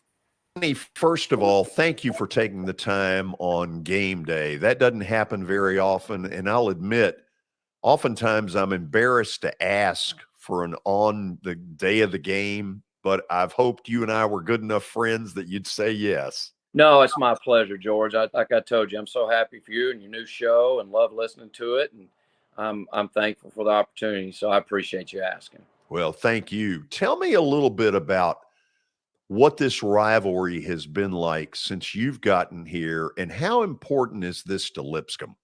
Well, it's interesting. My wife and I were talking this morning, and I said the people that live in Huntsville, where we lived most of our life, including me, really had no idea what this game meant until I came to Nashville. The second year was an awkward situation because of the pandemic. We didn't have many people here. We played at our place. It was a fairly close game. They got away from us late.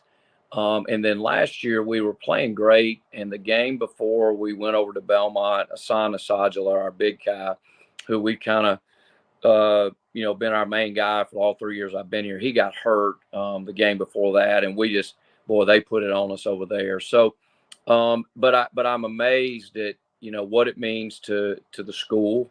Basketball is obviously a big deal at Lipscomb and at Belmont, and there's a lot of tradition. And so, I think it's actually better that we only play once because it's just one shot at it. And, we're glad this year it's at our place. Obviously, they are a handful over there. They're a handful anywhere. But when you go over there, they're really tough in the Curb Center, and as we found out last year. Lenny, is it still a scenario where guys on both teams know each other pretty well? Yeah, we do. We actually got together this summer and played some pickup. And, I think there's no one that respects Casey more than I do. I think Casey Alexander is a fantastic basketball coach. I think he's a better person. I consider him a friend. And I said, just because they're your rival, they don't have to be your enemy. I think that's kind of a shallow way to live life.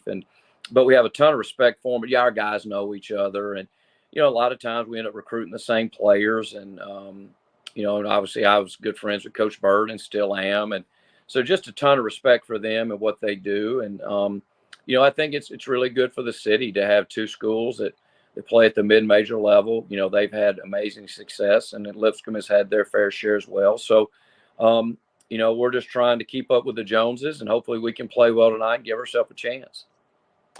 You sort of brought up something that I was going to get into a little bit later, which is Hassan Asajala.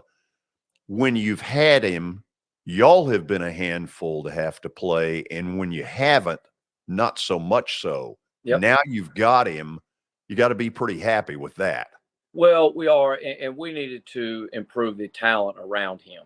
It can't be that every single night hinges on him getting 30. And that's not fair to him. It's not a healthy way to exist in college basketball now. We learned last year the hard way when he went out. We weren't near the team. And so I think we've brought in better talent. I think we have more offensive firepower around him, better shooting around him, which has been very intentional to protect him. You and I are baseball guys, George, and the guy that hits in front and behind of you sure help.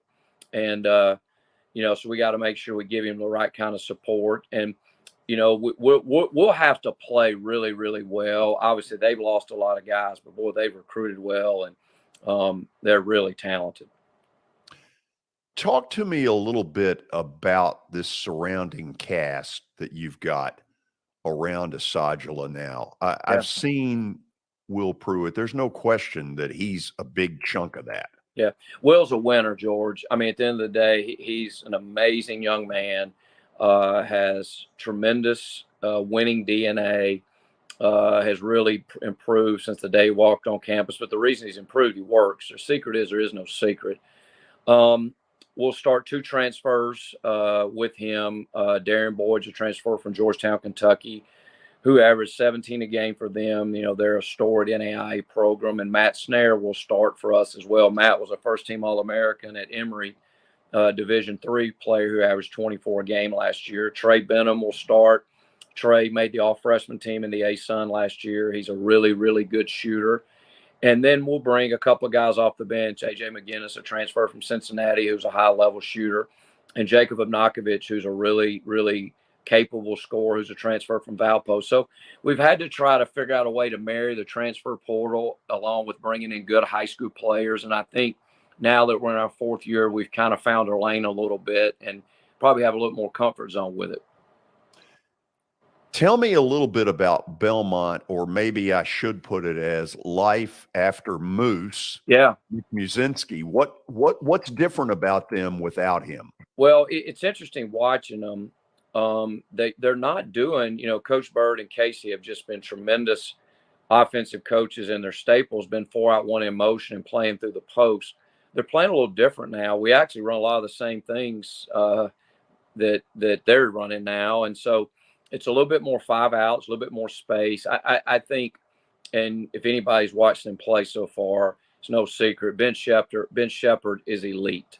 I know they've had a couple of guys that have played in the NBA, and we have some NBA guys that have come through, town to watch them practice and stop by our practice, and they just rave about Shepard.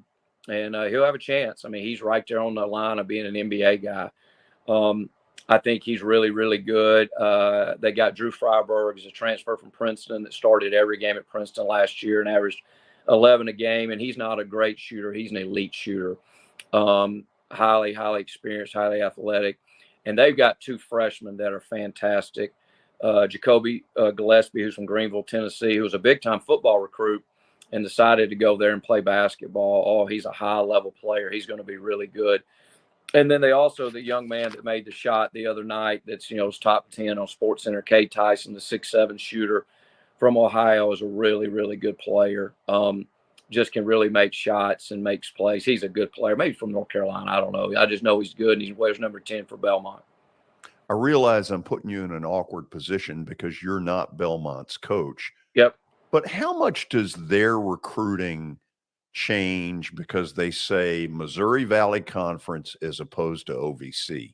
Well, I think a lot goes into it. I think it helps. I think you're being less than honest if you say it doesn't help. I mean, that's a top 10 league in the country, and one they're more than capable of competing in. I saw they were picked 6th in the league. They're not finishing 6th. I mean, they're going to finish better than that.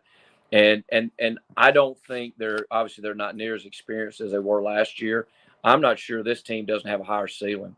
Now I'm not sure what's going to happen tonight. One of their players has been hurt, the Davidson kid who transferred from Tennessee Tech. But when they get healthy and they're playing 3 freshmen a lot. They've got a high ceiling. Lennie, I'm going to throw this hand grenade at you, and you take it and run wherever you want, maybe out the door, but let's see. Yep. You're a guy that loves college basketball and wants what's best for the game. I'm one of these media people that will sneak over to games that I don't necessarily have any reason to go to other than I'm a college basketball junkie. It worries me that we're starting this too early and that you're still in the middle of football. Most of my show today will be football. I just think it's a shame, and I would push it back and tell CBS, look, we're going to play in April. Deal with it.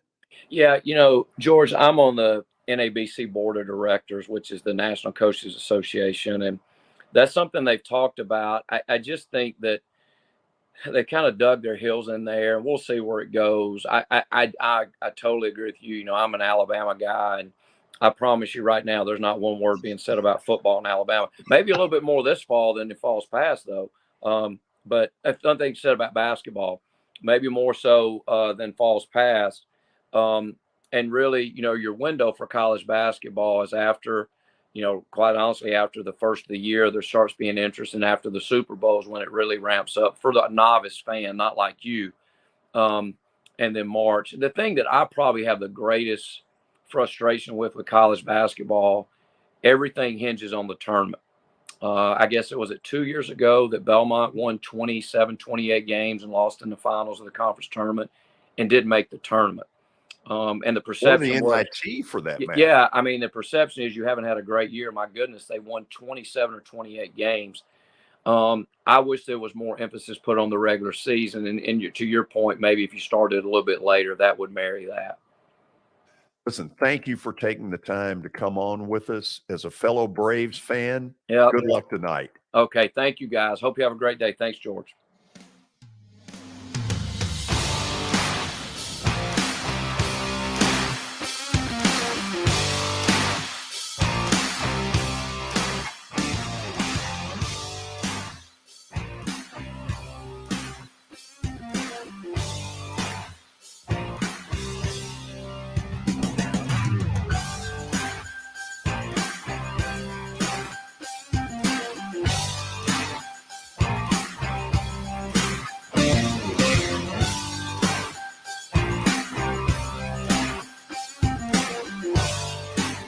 This holiday season, the largest lantern event in the country returns to Nashville Zoo.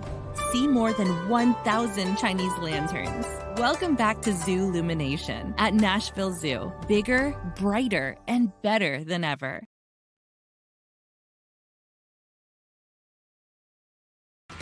After Hit has become the baseball store in Tennessee.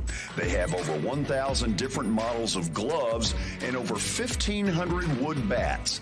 They also have several Iron Mike pitching machines as well as a Hit Tracks machine.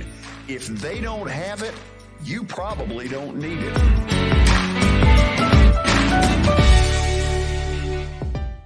We're proud to call Hit After Hit the official shirt provider of the Plaster and Friends Celebrity Bowling Night.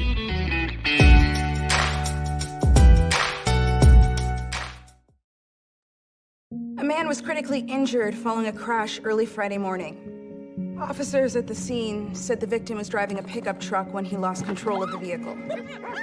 The pickup veered left and went into a ditch. A front seat passenger was wearing a seatbelt and escaped the crash without injury. The driver was not wearing a seatbelt and was ejected from the truck. He died at the scene. Law enforcement writes tickets to save lives. Christmas for Kids is back at the Ryman this November 21st. Christmas for Kids provides children with shopping sprees, coats, and unforgettable experiences every year. This annual fundraising concert helps bring that experience to more kids. This year is hosted by Phil Vassar and includes Chris Young. The frontmen, which is Richie McDonald, formerly of Lone Star, Larry Stewart of Restless Heart, Tim Rushlow, formerly of Little Texas, Essex County, and a whole lot more. Christmas for Kids, November 21st. To purchase tickets, go right now to Ryman.com. When I made the decision to host the Plaster and Friends Celebrity Bowling Night, Strike and Spare is where I turned. And what a wise decision that turned out to be.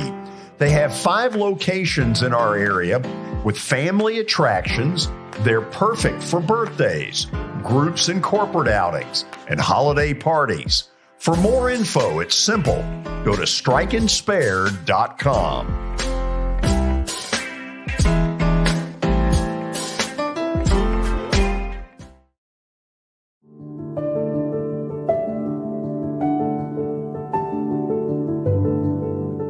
Welcome to the Omni Nashville Hotel. Urban elegance with a vintage touch. Our 800-room hotel opened up in the fall of 2013 with 746 guest rooms and 54 suites.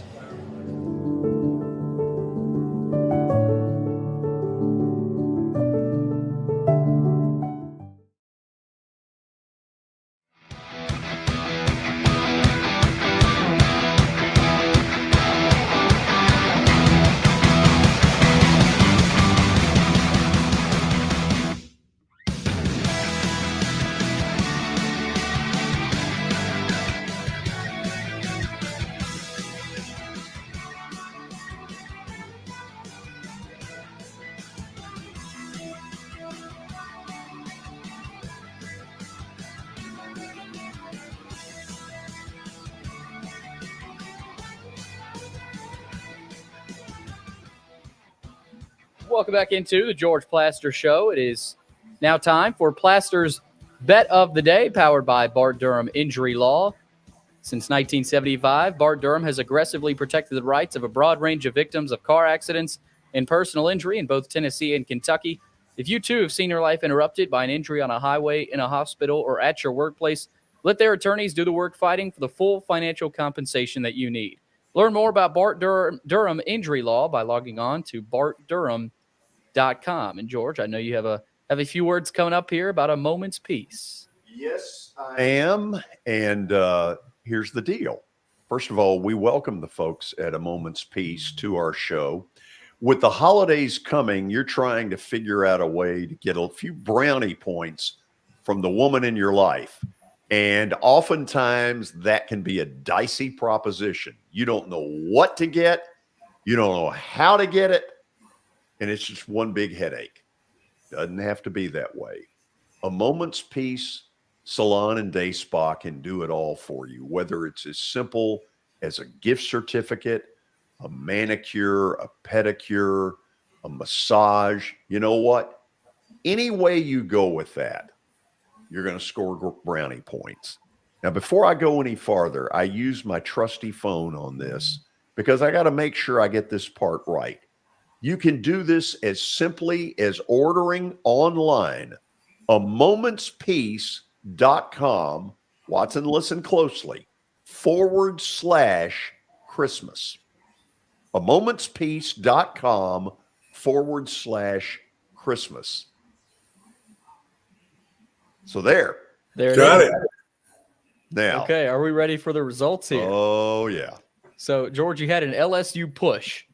So no win, but no loss. Yes. Accredited to your win-loss record. I appreciate the fact that you all kept up close enough to know that. Great job by Michael. Mm-hmm. Cincinnati and Tulane lost. Those two bets lost, but you won the Oklahoma State bet and the Titans bet. So you are now 70-72. And what is that percentage? Well, it's 49.3%, but I've got one in the on-deck circle. If Philly covers the tease line, which was -4.5 when we did this on Sunday night, all of a sudden we'd get within one game of 500. But I have come with a play tonight. Let us reveal. A little college basketball. Little college hoops. Minnesota at home. A 1.5 favorite against DePaul. Watson, we're taking the Golden Gophers. Wish I could help you with that one. I know nothing about either one of them just yet, George.